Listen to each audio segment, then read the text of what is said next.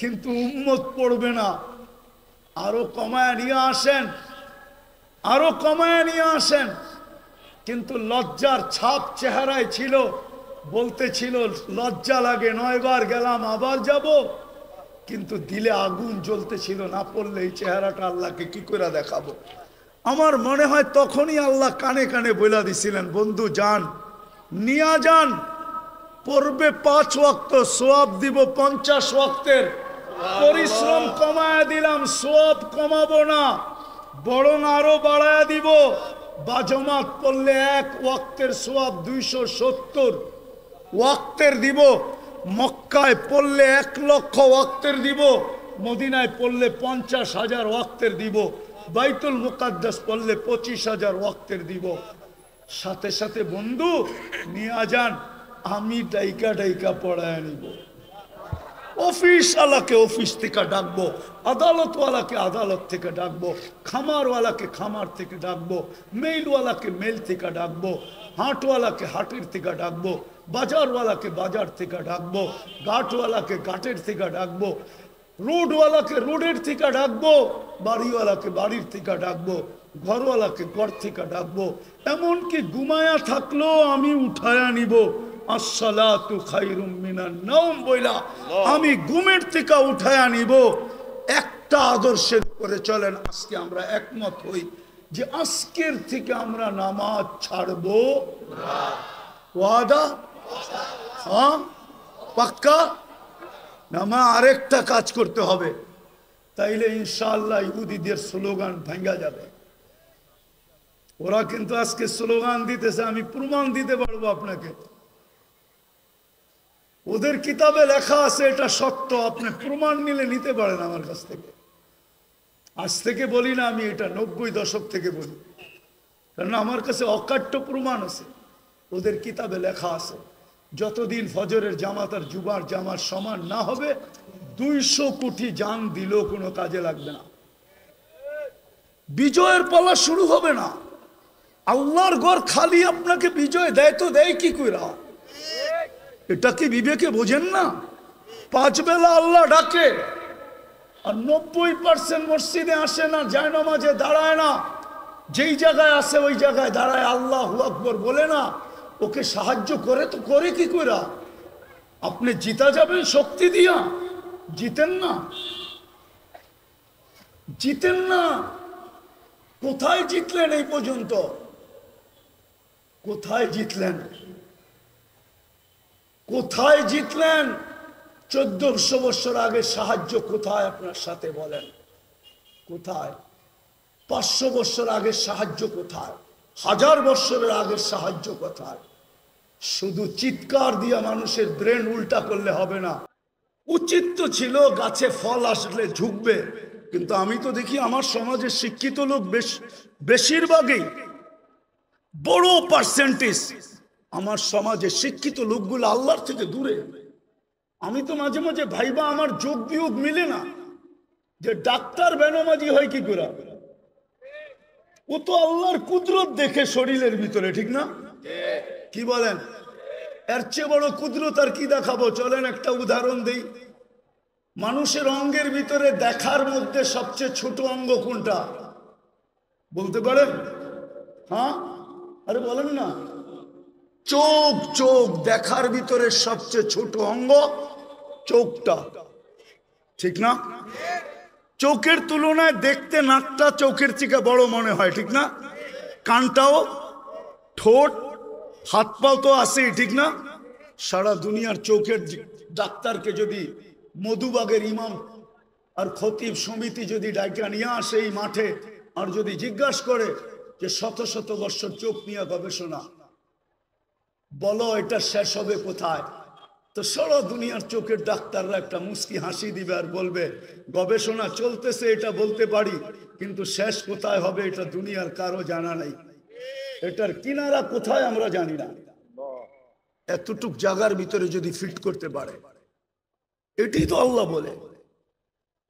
এতটুক জায়গার ভিতরে এরকম টেকনোলজি ফিট, প্রযুক্তি ফিট, যেটার কিনারা নাই। 13 কোটি ক্যামেরা এক চোখে, 13 কোটি। দুই চোখে 26 কোটি ক্যামেরা, 26 কোটি। তার নিয়ে গেছেন পিছনে, প্রত্যেক ক্যামেরার জায়গা ব্যবহার করছেন 1.6 সেন্টিমিটার। দুই তারকে একসাথে লাগতে দেয় নাই, দিলে ফায়ার হবে, সব উল্টা দেখবে। ওই আল্লাহ জিজ্ঞেস করে কুনতা জাহিলা ফামান আল্লামাক, বল তুই তো অজ্ঞ আসছিলি, তোকে শিক্ষাকে দিল। আমা কুনতা মিসকিনা, তুই মার পেটের থেকে অসহায় আসিস নাই, নিশ্চয় আসিস নাই। ফামান আগনাকা, বল তোকে স্বয়ং সম্পূর্ণ কে করল। আজকে 200 বার আল্লাহ বলে। যাক, যেটা বুঝাইতেছিলাম, মুসলমানের এই দুরবস্থা কেন? ফিলিস্তিন নিয়ে শুরু হয়েছিল যে যুগ বিয়োগ তো মিলে না। খলিল সোয়া, মুসা আলাইহিস সালাম সোয়া, 70 জন নবীর কবর চিহ্নিত, বাইতুল মুকাদ্দাস 1 বৎসর 1 মাস 60,000-এর উপরে মানুষের রক্ত ঝরল, বাড়িগুলা সব মাটির সাথে মিশা গেল। কেন? আমরা ছোট একটা নিন্দা প্রস্তাব পাশ করাইতে পারলাম না, 200 কোটি হওয়া সত্ত্বেও। এই দুরবস্থা কেন? আল্লাহ আজকে আমাদের থেকে চক্ষু ফিরায় নিলেন কেন? অথচ পিছনের ইতিহাস যদি দেখি তো একজন হাত উঠাইতে দেরি, ফেরেশতা নামতে দেরি করে নাই। আজকে তো লক্ষ কোটি উলামায়ে কেরাম ডেলি চোখের পানি ঝরায়। বলেন এই ইমাম আর খতিব পরিষদ কি চোখের পানি ঝরায় না? না জড়ায় না ফিলিস্তিনের জন্য? না জুমার দিন দোয়া করে না? না মাদারেস গুলাতে ডেলি ইয়াসিন খতম হয় না? না ডেলি কোরআন খতম করে দোয়া হয় না? না মা বোনরা ঘরে দোয়া করে না? হবে বাংলাদেশে এরকম মা বোন আছে যারা চুপে চুপে ফিলিস্তিনের জন্য রোজা রাখে, যারা চুপে চুপে ফিলিস্তিনের জন্য চোখের পানি, নামাজ পড়া চোখের পানি ঝরায়। কেননা মা বোনদের দিল আমাদের দিলের চেয়ে বহুত নরম। আমরা জানি না ওনারা চড়াইতেছে, কিন্তু চোখের পানি মাথার উপরে ওঠে না কেন? কারণটা কি? ওইখানে তো দেখি একজন প্রমাণ দিব, প্রমাণ দেই তেলে প্রমাণ। ইবনে ওমর রাদিয়াল্লাহু তাআলা আনহু বলেন আমরা 8000 ছিলাম। হায়াতু সাহাবা উঠায় দেখেন, তারিখে সাহাবা উঠায় দেখেন, আমরা 8000 ছিলাম, রুমি 1 লক্ষ ছিল। বহুত দিক দিয়ে আমাদেরকে কয়েকভাবে আমাদেরকে আমরা বেষ্টনীর ভিতরে চলে আসছি, অবরুদ্ধ ছিলাম। ভাবতেছিলাম কবরটা এখানেই হবে। তো বলতেছিল আমার পাশেই একজন দাঁড়ানো ছিল, ক্ষুধায় বড় কাতর, কাপড়গুলা বড় জীর্ণ শীর্ণ, চামড়াগুলা বিলকুল বটা গেছে, তলোয়ার রাখার কোনো নেয়ামও নাই। একটা রশি দিয়া কোমরে তলোয়ারটা বাঁধা রাখছেন। পায়ের দিকে তাকায় দেখি জুতাও নাই, কিন্তু উপর দিকে তাকায় জানি কি বলতেছিল। তো আমি ভালোভাবে কান পাইতা শুনতেছিলাম যে বলে তো বলে কি। তো শুনলাম উপরে তাকায় হাত উঠায় বলতেছে ইয়া রব্বা মুহাম্মদ, ও রব্বে মুহাম্মদ, উনসুর উম্মতা মুহাম্মদ। এখনো কি মুহাম্মদুর রাসূলুল্লাহ সাল্লাল্লাহু আলাইহি ওয়াসাল্লামের উম্মতের সাহায্যের সময় আসে নাই? আপনি কি দেখেন না আমরা কয়ভাবে বেষ্টিত, অবরুদ্ধ? বলে বলতে দেরি আমি দেখলাম ফাসাক্কাস সামা, আকাশ ফাটলো। সাদা ঘোড়া, সাদা পোশাকে, খোলা তরবারি হাতে, ডাইন হাতে তরবারি, বাপ হাতে ঝান্ডা, এক অশ্বারোহী বাহির হলো। তার পিছনে সিরিয়ালে বাহির হইতে থাকলো।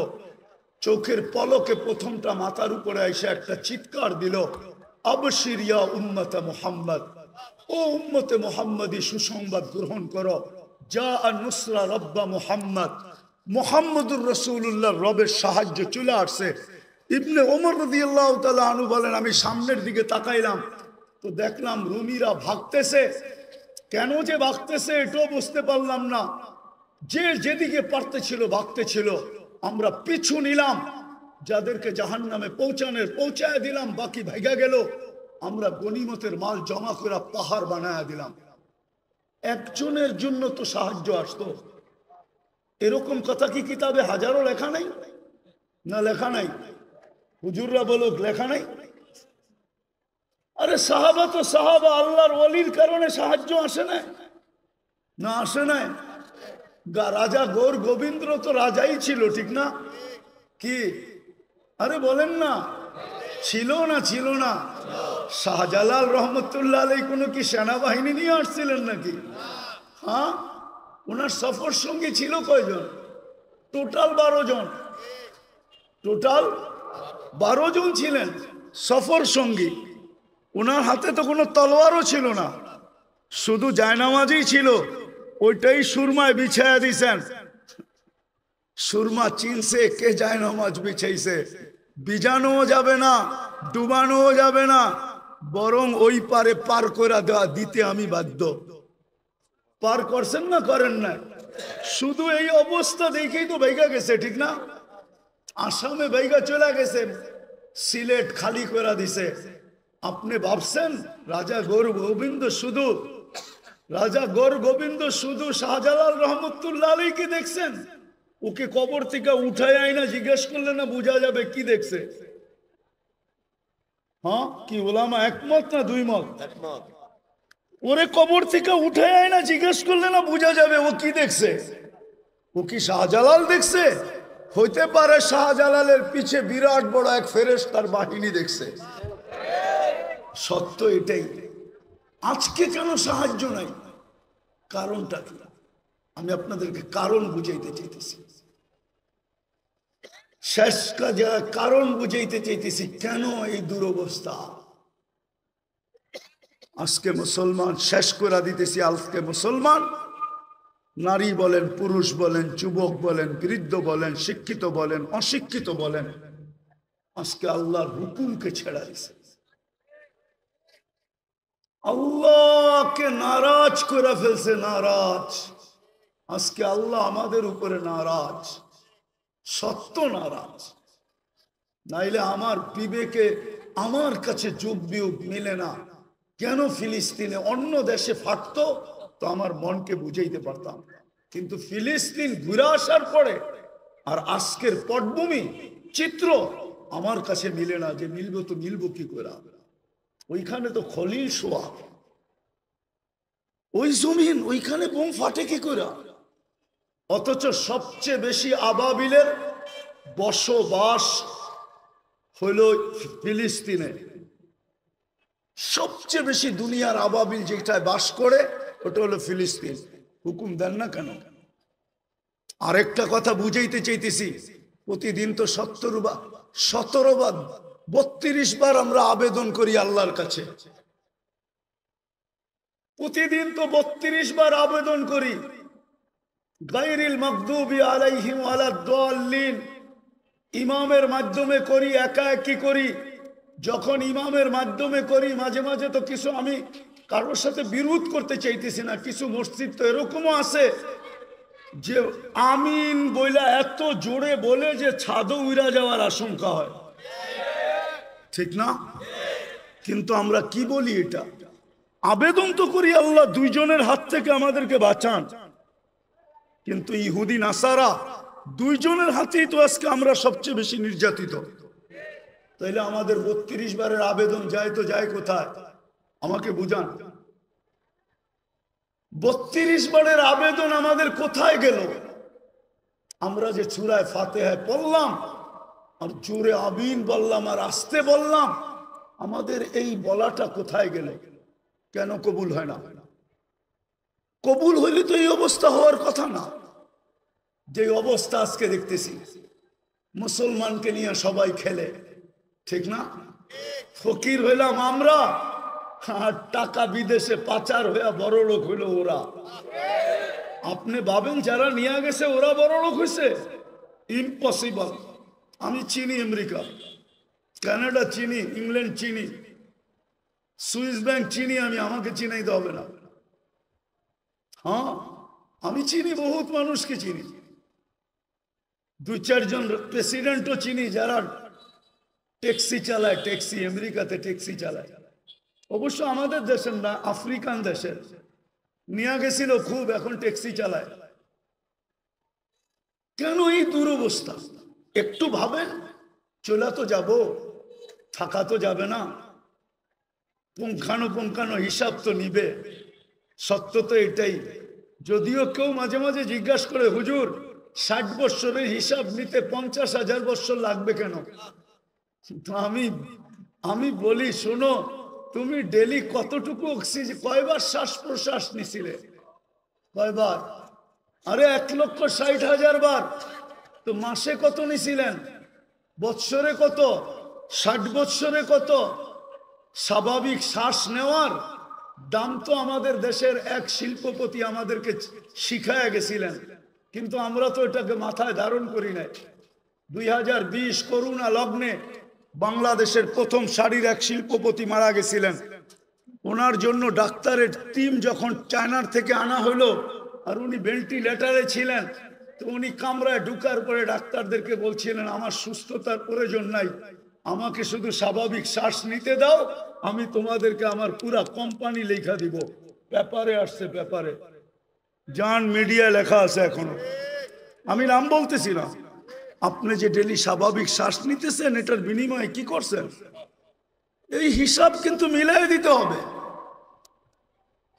বিদায় আমি শেষ জায়গায় চলে আসছি। আজকে এই দুরবস্থার কারণ একটা, শুধু প্রথম একটা, আল্লাহকে না মানা। আল্লাহকে আল্লাহকে আল্লাহকে সব বুক করি কার? কিন্তু শিক্ষিত মানুষগুলা যদি প্রশ্ন করে আল্লাহকে মানবো কি করে, আল্লাহকে তো চোখে দেখি না, লা তারাহুল উয়ুন ওয়ালা তুখালিতুহুদ দুনুন, দেনদারণে আনা যায় না, ওয়ালা ইয়াসিফুহুল ওয়াসিফুন, বর্ণনা দিয়ে শেষ করা যায় না।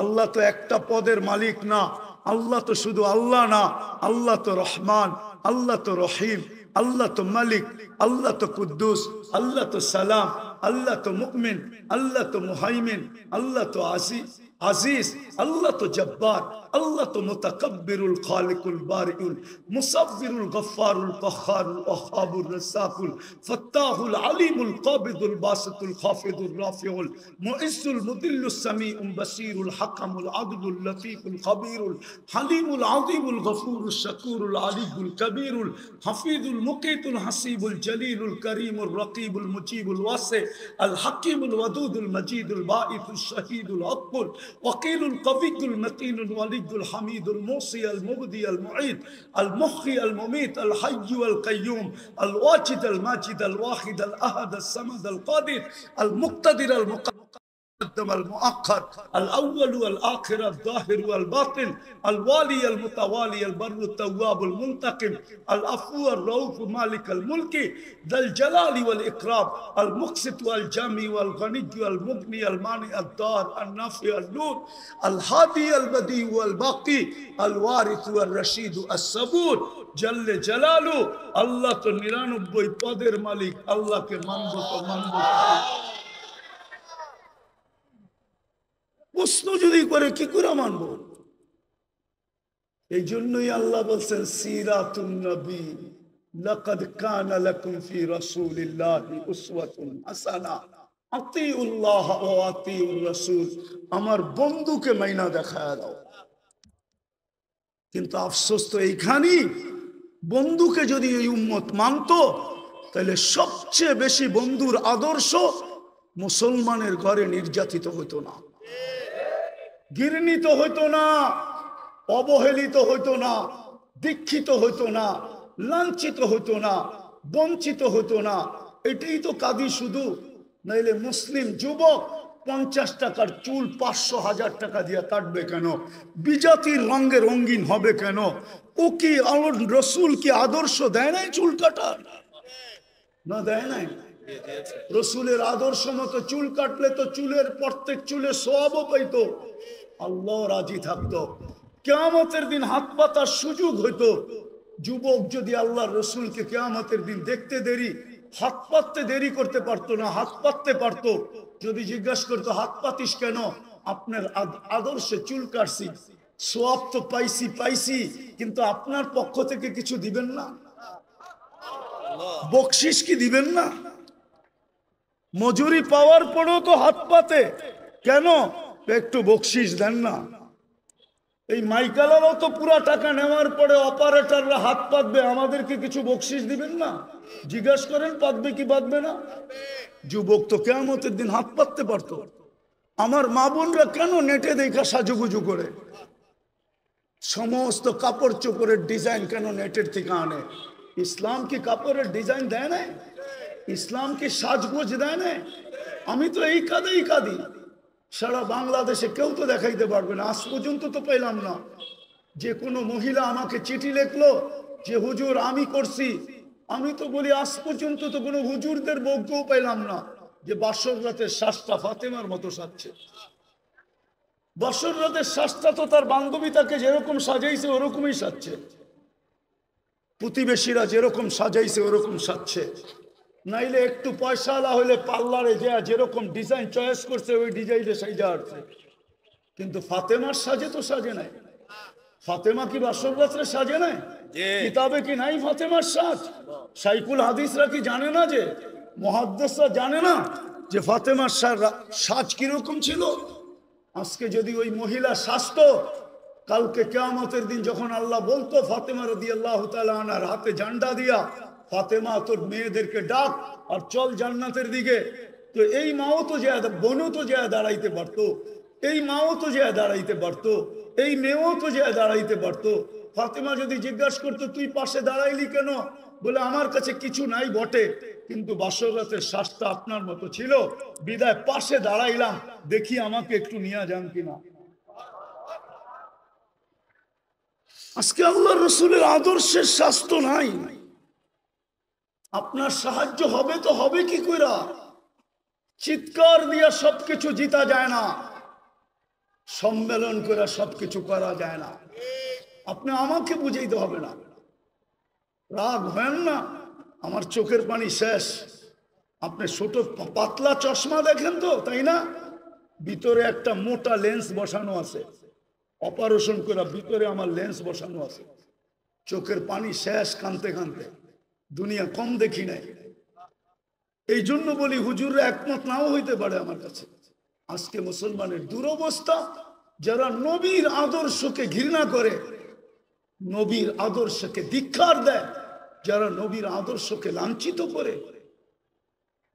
আমি আরেকটাও কথা বলি, যতই সাজেন না কেন ওদের সাজে, আমি শিক্ষিত সমাজকে বলতে চাই, সুশীল সমাজকে বলতে চাই, আধুনিক সমাজকে বলতে চাই, ডিজিটাল সমাজকে বলতে চাই, পায়ে হাত দিয়ে বলি আপনারা যতই সাজেন না কেন, আমি প্রমাণ, আর কাউকে প্রমাণ দিতে হবে না, আমি বহুত জনকে বাংলাদেশের চিনি যাদের সাথে আমার সফর হয়েছে।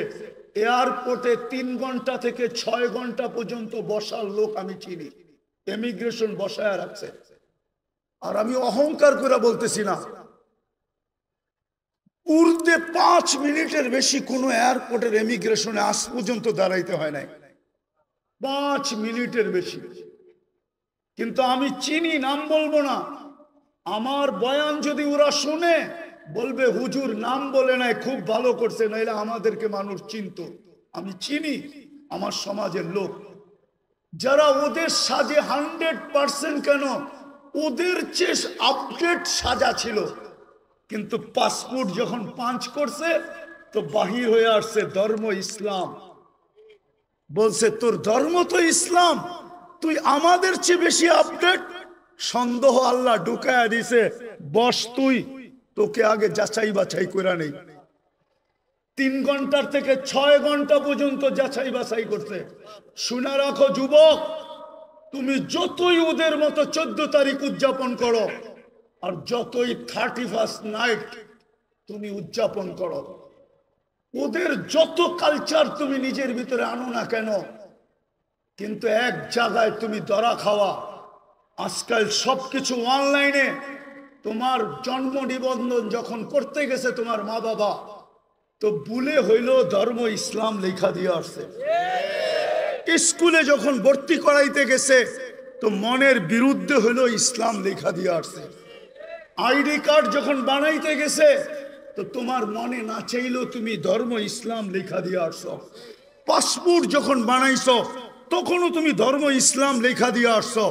যেই দিন তুমি চাকরির অ্যাপ্লাই করছো ওই দিনও তুমি ধর্ম ইসলাম লেখা দিয়ে আসছো, অনলাইনে সারা দুনিয়ায় চলে গেছে, হেড অফিসে জমা হয়ে গেছে।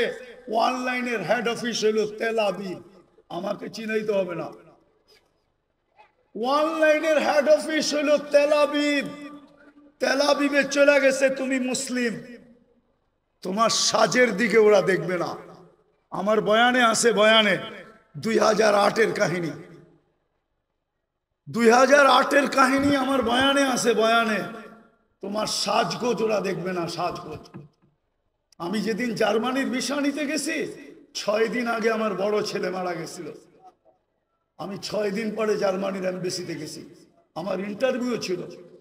তখন আমি এই পড়তাম না, সাদা লুঙ্গি সাদা পাঞ্জাবি পড়তাম, এরকমই একটা রুমাল কাঁধে থাকতো। আর পান খুব খাইতাম, সাদা একটা স্টিলের পানের বাটা হাতে থাকতো, লাঠি থাকতো না। আমি পান খাইতে খাইতে ঢুকতেছিলাম ইন্টারভিউর সময়, ঘড়ির কাঁটা দেখা, কিন্তু ভিতরে ঢুইকা আমি দেখতেছিলাম মনে হয় আমি একটা কুকিলের মেলে একটা কাকেই গেছিলাম। সবাই আমার দিকে যেরকম চাইতেছিল, তো আমার মনে হইতেছিল আমি কুকিলের মেলা একটা কাক। কি ওরা যেইভাবে সাজগোজ করে গেছে, আমাকে ইন্টারভিউর জন্য যখন ডাকছে, আমাকে প্রথম প্রশ্ন ছিল, তুই এতদিন জার্মানি যাস নাই কেন? সেনজিং ভিসা, আমার 25 দেশের সফর ছিল। তা আমি বললাম প্রয়োজন ছিল না, এত দেশ গেলি, জার্মানি গেলি না, এখন দরকার যাব। জিজ্ঞাসা করলো তুই কি করিস? বললাম। তো জিজ্ঞাসা করলো আমার সোনাগুলা কালো হইলো কেন? তা আমি বললাম তুমি পারফিউম খুব ব্যবহার করো মনে হয়। বলছে হ্যাঁ। তো এগুলা আমি পরিষ্কার করব কি করে? আমি বললাম চলো আমার কারখানায়। বললো এত দূর তো যাওয়া যাবে না, ঘরোয়া পদ্ধতি বলো। তা আমি ঘরোয়া পদ্ধতি বলতেছিলাম, আর ওর ভিসা প্রিন্ট করতেছিল। আমাকে বলল 600 এত টাকা দাও, 6000 এত টাকা দাও। দিলাম। আমাকে বলল তুই 2 মিনিট বস। আমি তো দেখছি ভিসা প্রিন্ট করা শেষ, ও শুধু সিগনেচারের জন্য যেতেছে। গেল 1 মিনিট পরে এসা বলতেছে ভিসা ওকে নিয়ে যাও। তো মানুষ তো ভিসা এমনি দেখে, আমি উল্টা দেখতেছিলাম, মানে ভিসার মুখ ওই কুকিলদের দিকে, আর পাসপোর্টের উল্টা সাইডটা আমার মতো কাকের দিকে। মানে আমার উদ্দেশ্যই ছিল যে দেখাই সাইজা গুজা আসলেই ভিসা মিলে না, এই দেশের নিয়ম এরকম না। নাইলে আমার সমাজ, আমার যুবকরা 30 লাখ দিয়ে ইউরোপে কেন যাবে? শত যুবকের কবর কেন সাগরে হবে? আমি চিনি আমেরিকাতে যারা 50 লাখ টাকা দিয়ে মেক্সিকোর জঙ্গল দিয়া পার করছে। একটা কাহিনী না, শত কাহিনী আমার এখানে আছে। বিদায় এই জন্যই বলতেছি, যতই সাজি না কেন,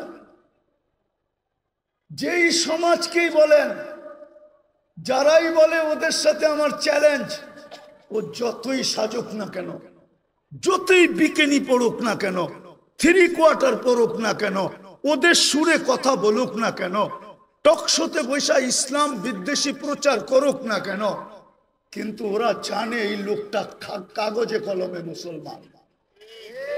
শুধু আমাদের থেকে কিছু নেওয়ার জন্য এরকম ভান ধরছে, নিজেকে সাজাইছে।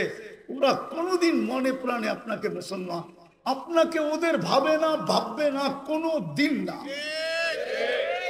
বিদায় শেষ কথা, আসেন সিরাত। এটাই আজকে দুরবস্থা, শুধু রসুলের আদর্শ ছাড়ার কারণে। সবকিছু বাদই দিলাম, একটাই যদি ধরে রাখতো জাতি, আজকে 90% মুসলমান নামাজ পড়ে না। আমি তো বলি এই জাতি যদি 1 মাস নামাজ পড়তো, 1 মাস, উম্মতে মুসলিমা, উম্মতে মুহাম্মদী যদি 1 মাস 100% নামাজ পড়তো, আর 11 মাস যদি নাও পড়তো, আর আল্লাহ যদি জিজ্ঞাসা করতো তুই 11 মাস পড়িস না কেন? কেন, বৎসরে মাস কয়টা? তা আল্লাহ বলতো 12টা। 1 মাসই তো 70 মাস ছিল, 12 থেকে 12 বাদ দিয়া দেন, তারপরে তো আমার 58 মাসের ব্যালেন্স আছে, আমার কাছে বেশি আছে। কিন্তু রমজানেও তো 50% নামাজ পড়ে না, এখন তো 90% পড়ে না, না নারী, না পুরুষ, না যুবক, না বৃদ্ধ। আপনি সাহায্য চান কি করে? মাথা উঁচা করে দাঁড়াইতে চান কি করে?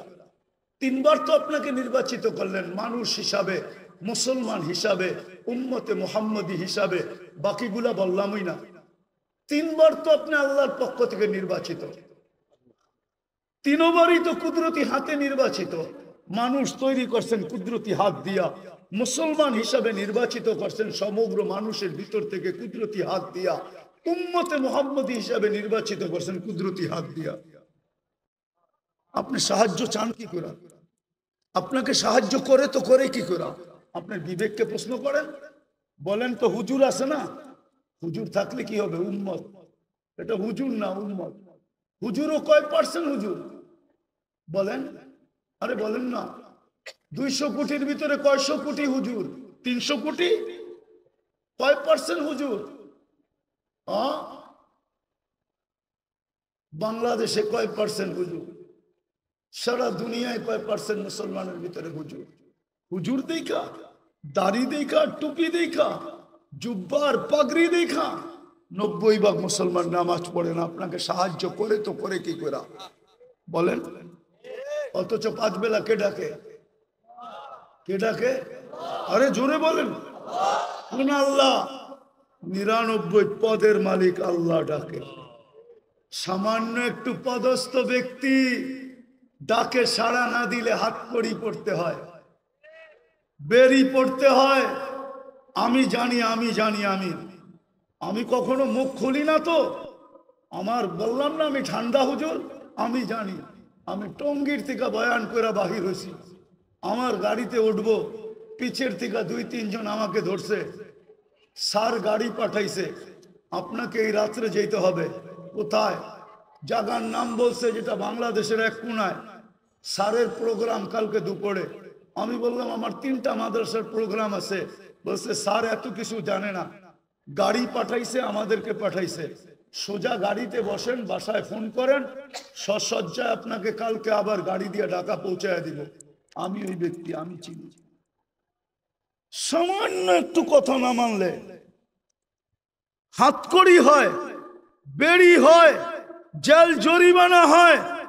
ও ঢাকার মানুষ বলেন না ডেলি 90% মুসলমান নামাজ পড়ে না। 5 বেলা আল্লাহ ডাকে, বুক করে কাটটা। ও যুবক, কাটটা বুক করে বলো না, ওই আল্লাহ ডাকে, তারপরও তো আসে না। আপনাকে যে এখনো বাঁচায় রাখছে, শুকরিয়া আদায় করেন। এই জন্যই তো ইহুদিরা একটা স্লোগান দেয় বর্তমানে।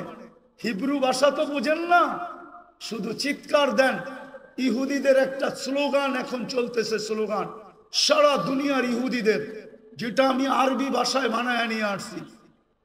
ইহুদিদের স্লোগান, এখনই সময়, এখনই সময়, এখনই সময়, আনতুদাম্মিরুল মুসলিমিনা কাইফা তুরিদুনা আনতুদাম্মিরুহা।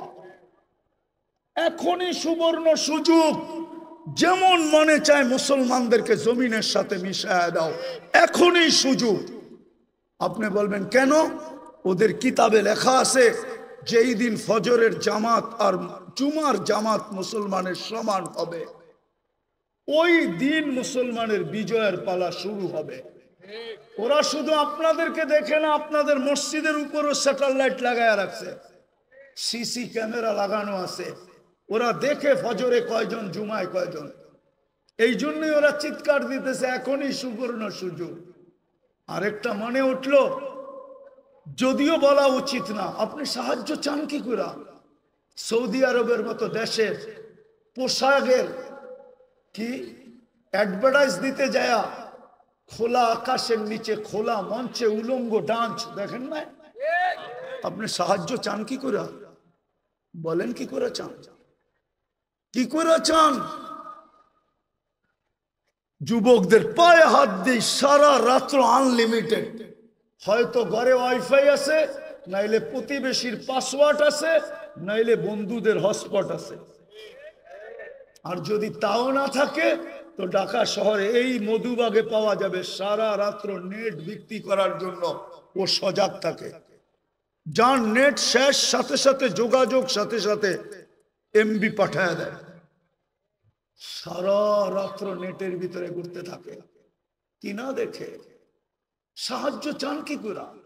বিদায় আসেন, আসেন, আসেন, আসেন, তওবা করি আজকে, তওবা।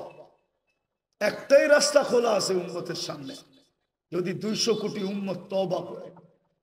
কিন্তু আফসোস তো আমাদের, আফসোস আমার এটাও, আমাদের স্কলারদের কাছে আমার একটা আফসোসের আবেদন, আজ পর্যন্ত কোনো দুনিয়ার কোনো দেশের স্কলারদেরকে দেখলাম না ধর্মীয় স্কলারদেরকে সারা দেশের মানুষকে বলল যে চলেন ফিলিস্তিন আমাদের থেকে 7 সমুদ্র 13 নদীর ওই পারে, আমরা কিচ্ছু করতে পারি না, চলেন আমরা একটা দিন তওবা ডে উদযাপন করি, আজকের দিনে আমরা তওবা করব।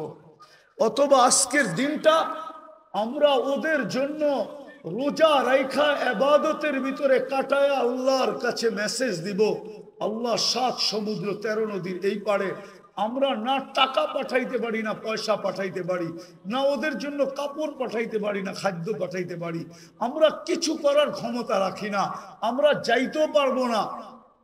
যদিও সমস্ত দেশ অনুমতি দিবে, কিন্তু আপনার প্রতিবেশীর দেশ অনুমতি দিবে না যে আপনি ইসরায়েলে ফিলিস্তিনে যাবেন ইসরায়েলের বিরুদ্ধে, আপনার প্রতিবেশী দেশ আপনাকে অনুমতি দিবে না, না, না, না, না, না। কেন? সে তো ইসরায়েলের সবচেয়ে বড় বন্ধু, অনুমতি দিবে না। বিদায় যদি আমাদের স্কলাররা একটা দিন দিত, জাতিকে বলতো চলেন আমরা অমুক দিন রোজা রাখি, তওবা করি, আল্লাহর কাছে ইবাদত করে বলি, মেসেজ পাঠাই, কিন্তু আজ পর্যন্ত তো একটা দেশেও দেখলাম না, একটা দেশও তো পেলাম না। কোন স্কলারের মুখ থেকে তো এই আহ্বানটা জাতির সামনে আসে না, বড় দুঃখ লাগে। এই জন্য আসেন আমরা এখন তওবা করি। করবেন? করবেন? হ্যাঁ পারবেন? কে কে করবেন দেখি? হ্যাঁ তাইলে বলে দেন আল্লাহ অতীত থেকে তওবা করলাম, বলেন বলেন, আপনি আমাদের তওবা কবুল করেন, আমাদের গুনাহ মাফ করে দেন। চলেন আপনাদের তওবার একটা প্রমাণ দিই, লম্বা হয়ে যেতেছে না তো? হ্যাঁ আবার কোনোদিন আসি না, না আসি কে জানে, এই জন্য মনে উঠলো, এই জন্য বলতেছি। আদম আলাইহিস সালাম বলতেছিলেন যে আমি একটা ভুল করছি, করতে দেরি, আমাকে জান্নাত থেকে বাহির করে দিতে দেরি করেন নাই। সত্য তো? কিন্তু উম্মতে মুহাম্মদী সারাদিন গুনাহ করবে, রাতের 3 ভাগের 1 ভাগ অতিবাহিত হইতে দেরি, আল্লাহ উম্মতে মুহাম্মদীকে ডাইকা ডাইকা গুনাহ মাফ কইরা জান্নাত হাতে উঠায়া দিয়ে দিবেন। জিজ্ঞাসা করেন এই হাদিস আছে কি নাই? আমরা তওবা করছি যখন নিষ্পাপ, নবীর সব আদর্শ বাদিয়ে দিলাম, একটা আদর্শের উপরে চলেন আমরা উঠি, সব আদর্শ বাদ দিলাম। আল্লাহ রসুলের সবচেয়ে বড় আদর্শ, জমিনে যখন পা রাখতে দেরি, চাদরে রাখতে দেরি, সেজদা করতে দেরি করেন নাই, শুধু চাদরে রাখছেন। দাই শেফা আব্দুর রহমান ইবনে আউফ রাদিয়াল্লাহু তাআলা আনহুর আম্মা চাদরে রাখতে দেরি, ডাইন দিক হয়ে সেজদা করতে দেরি করেন না, লম্বা সেজদা। আম্মা জান বলছিলেন, বেটা সেজদায় যে কি বলছিলি তুই আমি জানি না, কিন্তু তুই সেজদায় কিছু বলতেছিলি। আমি তো বলি সেজদা করেন নাই, উম্মতকে মেসেজ দিছেন, উম্মত নামাজ নামাজ নামাজ নামাজ। এই জন্য যাওয়ার সময়ও চিৎকার দিছিলেন আসসালা আসসালা, নামাজ নামাজ নামাজ। আর সবচেয়ে বেশি ব্যথিত ছিলেন যখন মুসা আলাইহিস সালাম বলতেছিলেন